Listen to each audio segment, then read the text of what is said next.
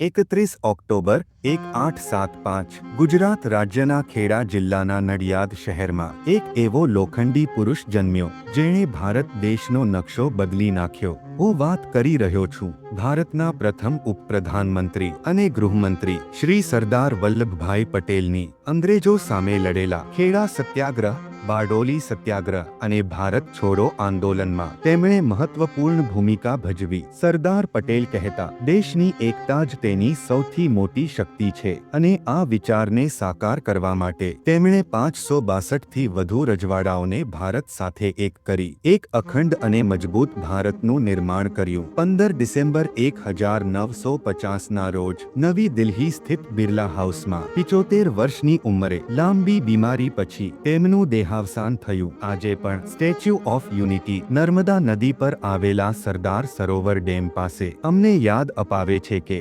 દેશની સૌથી મોટી શક્તિ તેની એકતા છે। આ મહાન લોખંડી પુરુષને શ્રદ્ધાંજલિ। આ વિડીયોને લાઈક અને શેર કર્યો વિના રહેશો નહીં।